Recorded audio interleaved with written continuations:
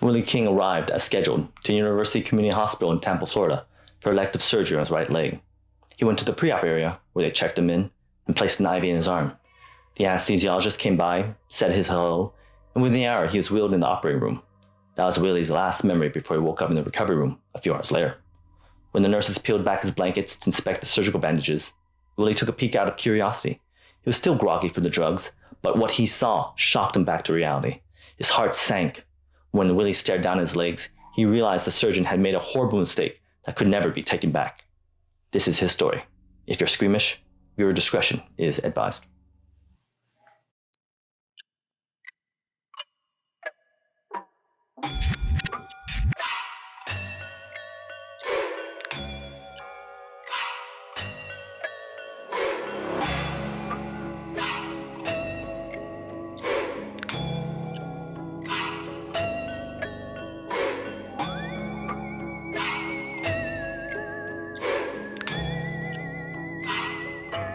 As a nurse, I've taken care of a variety of patients, some of whom are recovering from surgery, while others need to be stabilized and get well enough to undergo surgery. Elective surgery is usually scheduled weeks or months in advance, while on the other hand, emergency surgery, as the name implies, can happen in a matter of minutes or hours after arriving to the hospital. In these cases, the patient's life is in imminent danger, so there is an immediate need to quickly fix it, whether it be trauma to the bones or organs or blockage in the heart or brain. It's not ideal. The surgeon is going in blind with little to no knowledge of the person's medical history, but the alternative is death. Naturally, you'd think emergency surgery on a crashing patient is much riskier than scheduled surgery on a stable patient. Sorry to say, you'll be sorely disappointed to find the truth, and if you stay to the end of today's video, you'll discover that surgery is risky either way. And although we in the healthcare field put in superhuman effort, we are not impervious to human error. Before we get started, welcome to JAWjabbers. I'm Jason, I'm your host. Here we tell stories of medical mayhem, medical mysteries, and surgeries gone wrong. Thank you so much for joining us. It means a great deal. If you stay to the end of the video, I'll share you my quick thoughts on how best to prevent these disasters from happening to you. I'd like to preface, I am a registered nurse, not a medical doctor. My opinions are just that. They're not meant as medical advice. Our mission goal is to inform, entertain, and hopefully inspire you to do your own research. Most importantly, be safe out there. Now, if you're a fan of this content, please ask the like and subscribe button to turn and cough. But before you do the rectal exam, dip your gloves in ice cold water. Also, if you're into BTS videos, we have a few shared up on our Patreon page. Please consider joining. Your support goes a long way to upgrading equipment, upping production values, and providing more views just like this. Willie King grew up in Cordell, Georgia, where he spent most of his life. There he met Pauline, fell in love, and together they raised a family of 3 children, all grown now with 8 kids of their own between them. He supported his family working as a heavy equipment operator, but family life drew to a close for Willie when he and Pauline separated amicably after 25 years of marriage. Fast forward 2 years, Willie was now living in Tampa, Florida, looking for a fresh start. Despite being in relatively stable health, Willie was beginning to struggle more and more with his heart condition and diabetes. His mobility was hampered by recurring wounds on his feet. The time it took for the wounds to heal took longer and longer. This took a toll on Willie. He lived alone in a trailer home, away from family and away from his kids. Due to this real sense of isolation and self-reliance, Willie began paying more and more attention to his own health. There was no one else to fall back on. Unfortunately, disability forced Willie into early retirement in December 1994 at the age of 51. He wanted to take back control of his health and planned to undergo foot surgery as part of his wellness journey. Rather than enduring several more painful procedures, Willie attempted surgery on his foot instead. His left foot didn't look that much better, but at least he could still walk on it, so he was determined to save it. It was the right foot that the doctors were really concerned with. It was severely diseased, dead almost from the lack of circulation. It looked black and rotted and had this horrible stench. Now, Willie could either risk the infection spreading to his bloodstream and then his entire body, or act proactively to cut out the infection at the limb. The right foot had to go. This seemingly singular and rational choice to amputate would become his worst decision, to no fault of his own, but rather due to his medical team failing him utterly and completely. Dr. Rolando Sanchez was Willie's surgeon. Dr. Sanchez received his medical degree from NYU Grossman School of Medicine in 1975 and specialized in vascular surgery in 1981. He had been in practice for 7 years by the time he attended to Willie at the University Community Hospital in Tampa. Prior attempts to restore circulation to Willie's legs were unsuccessful. It was decided to amputate the right leg below the knee because of its advanced disease stage and to end any further pain to the slowly dying limb. It was the right thing to do, and Dr. Sanchez assured him it was the best choice. On February 20th, 1995, Willie arrived alone to the pre-op area of the hospital. He was nervous about surgery, but he felt he was in good hands. He trusted his team. He had to. If he was going through with surgery, he had to put complete faith in them that they'd do their best job to keep him safe. Surgery is scary enough. To go through it alone without family around was absolutely frightening. The fear of not waking up, the chance of things going wrong. He was by no means a young man.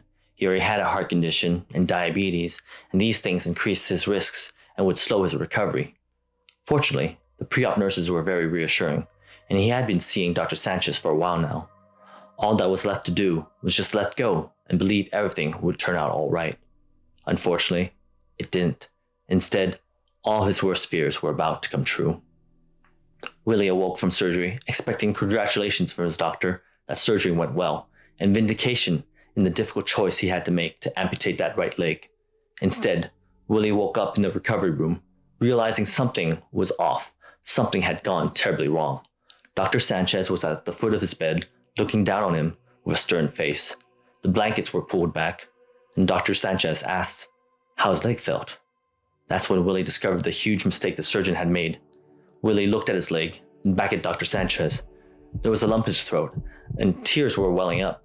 His heart sank in disbelief as he spoke. "Doctor, that's the wrong leg." He was met with silence. Dr. Sanchez was speechless, and the nurses who were so reassuring when he first arrived could not bear to look him in the face. A few weeks later, sitting in a wheelchair, Willie held a press conference and recounted what had happened to him. A bungled operation had taken away his left foot, the one good foot he had hoped would carry him through the rest of his life. 2 weeks after that surgery, he was transferred to Tampa General in a last-ditch effort to save his diseased right foot. But sadly, the right foot had to be amputated as well, per the original plan. So now, Willie was left to a wheelchair, having lost both feet. Before this, Willie was an independent spirit. He enjoyed his freedom. If he wanted to go to the store, he'd do that. These life-altering events took away that freedom. Willie remembered the hospital's risk management team had tried convincing him that the left foot would have been amputated eventually as well. He didn't believe them. The hospital then offered to sell all claims by offering him $250,000 plus a $4,000 monthly stipend towards future medical needs and free health care. Willie rejected the offer. He wanted the truth. He wanted to know how this could have happened, but he was stonewalled. Meanwhile, Dr. Sanchez maintained his operating privileges at the hospital. The mistake was subsequently reported to the state's Department of Professional Regulation for review. When news of the botched operation was leaked by a hospital staffer, it captured the attention of the national media. A tidal wave of support for Willie left the Tampa surgeon vilified and ridiculed for amputating the wrong leg. The hospital itself received significant negative publicity. In July of that same year, Dr. Sanchez's medical license was immediately suspended after another of his patients came forth with allegation that he had amputated a toe from her diseased right foot without consent. Dr. Sanchez was put before the state officials in a 3-day hearing to defend his license to practice. In this trial, for the first time ever, Dr. Sanchez presented his side of the story and revealed how and why things went sideways with Willie King's operation. According to the surgeon, the blame was due to a series of errors by other hospital personnel. The OR nurse had mistakenly listed the left leg on the operating room's blackboard. The OR nurse had transcribed what the hospital's scheduler had written in the OR schedule and in the hospital's computer system, both of which incorrectly listed the left leg. However, it was noted that the consent form and the patient's own medical history correctly listed the right foot as the surgical site. The surgeon's mistake was not checking the paperwork in the OR and not verbally confirming the surgical site with the patient on the day of surgery. Partly due to the severely diseased condition of both legs, Dr. Sanchez mistakenly believed the left leg was the target limb, as was written on the OR's blackboard. It was the left leg that the OR nurses had prepped and draped for surgery, and the surgeon neglected to double check. And so, Dr. Sanchez started cutting to the left leg. As he was doing so, an OR nurse turned to him and started to shake and cry. Upon reviewing the patient's actual medical chart, she discovered that they had mistakenly prepped the wrong leg and notified Dr. Sanchez immediately. Unfortunately, they were minutes into the operation already, well beyond the point of return. so Dr. Sanchez had no other choice but to continue cutting into the wrong leg. He amputated Willie's left leg. With this admission, Willie King received a $1.2 million settlement, $900,000 from University Community Hospital, UCH, and $250,000 from Dr. Sanchez, who he himself was fined $10,000 and suspended for 6 months. Willie eventually learned to walk again on a pair of donated prosthetic limbs. When asked about the existing hospital system, which allowed for this error to occur, Willie put it best when he said, "There's a problem there somewhere that needs to be corrected, but I don't know what it is, and I don't know how to go about fixing it." Luckily, the national attention generated by this tragic case led to the creation of stricter hospital practices and safety procedures. Surgeons are now required to meet with the entire surgical team to verify the correct type of surgery, the correct patient, and the correct site are identified.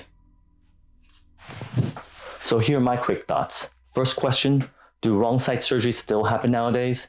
At the top of the video, I promise you we'd arrive at the truth, which is, sadly, yes, they still do happen, but much more rarely versus 20 years ago. And that's thanks in part to people like Willie King, whose tragedy has really opened up the public eye and allowed systems to be put in place to help reduce errors and protect patient safety. Doctors confirm and mark the surgery site the day before when the patient's awake and alert. At some hospitals, the surgeon marks the site with their own initials. Doctors confirm again with the patient the day of surgery in the pre-op area. In the OR, doctors are required to do what's called a timeout prior to the first cut. They identify the patient, the type of surgery, and the surgical site with the OR team. Hospitals are required to have computerized error reporting systems, such as Midas or Spark. Physicians, nurses, and other healthcare providers have legal and ethical obligation to report errors. They benefit from more leniency when they accept responsibility. Failure to do so might result in harsher punitive action. Hospitals have internal quality departments that review these reports to ensure doctors and hospital staff are adequately trained and to help implement corrective action when errors are made.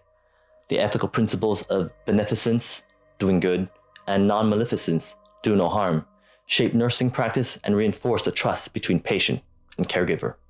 So hopefully that helped you out. Next time you have surgery, you know what to look out for. Stay safe out there. Thank you again for watching. But what if something horrible did go wrong? Which limb would you not be able to live without? Let me know in the comments below. And again, if you're a fan of this content, please ask the like and subscribe button to turn and cough. And before you do the rectal exam, dip your gloves in ice cold water. Okay, I'll see you next time with JAWjabbers.